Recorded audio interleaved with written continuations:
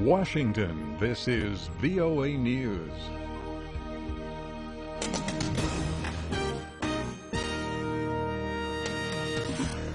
I'm Dave DeForest reporting. Britain's High Court dealt a blow to backers of Britain's exit from the European Union, or Brexit, by ruling Thursday the government must consult Parliament before starting the disengagement. Proponents of the decision say they will appeal.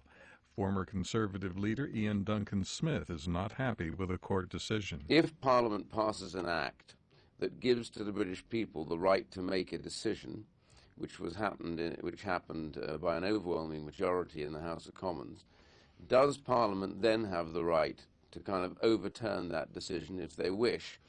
And that's what really is at the bottom of this. Iain Duncan Smith. The International Organization for Migration reports at least 240 migrants, most from West Africa, have died or disappeared in 2 shipwrecks off the coast of Libya. Lisa Schlein has more. The International Organization for Migration says most of the migrants already had died by the time rescuers arrived. IOM spokesman Itai Veriri tells VOA about 12 bodies have been fished out of the sea and more are likely to be recovered as the rescue effort continues. The fact that we are already talking of over 4,200 dead, when the whole of last year we're talking of 3,700 is of huge concern. Veriri says smugglers are apparently persuading the migrants to make the treacherous journey by telling them now might be their last chance to leave North Africa. Lisa Schlein, Geneva. Iraqi troops moved cautiously Thursday through a neighborhood just inside the city limits of Mosul. The soldiers were wary of booby traps as well as ambushes and sniper fire from Islamic State militants. Islamic State fighters in Mosul are being urged to fight to the death by Abu Bakr al-Baghdadi. He is their leader. This is VOA News. Afghan authorities said Thursday at least 30 civilians, including many children, were among those killed in fighting between government forces and the Taliban in Kunduz province. The U.S. military confirms 2 of its soldiers were killed in the fighting and 2 were wounded. U.S. President Barack Obama is proving to be one of Democrat Hillary Clinton's most vocal surrogates. Thursday on the campaign trail, he mocked Republican Donald Trump as uniquely unqualified to be president. I'm not on the ballot this time, but fairness is on the ballot. Decency is on the ballot.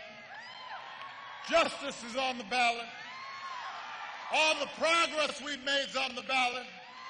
Immigration reform's on the ballot. A higher minimum wage is on the ballot. Equal pay for equal work's on the ballot. Democracy's on the ballot. Meanwhile, Trump is accusing Clinton of engaging in a criminal enterprise for her handling of national security material in her emails during her 4-year tenure as Secretary of State. Here we go again with Clinton. You remember the impeachment and the problems. She is likely to be under investigation for many, many years. Also likely to conclude in a criminal trial. This is not what we need in this country, folks. 2 major opinion polls show Clinton still ahead of Trump among likely voters. The New York Times CBS News poll gives her a 45 to 42% lead. The Washington Post ABC News tracking poll gives her a 47 to 45% advantage.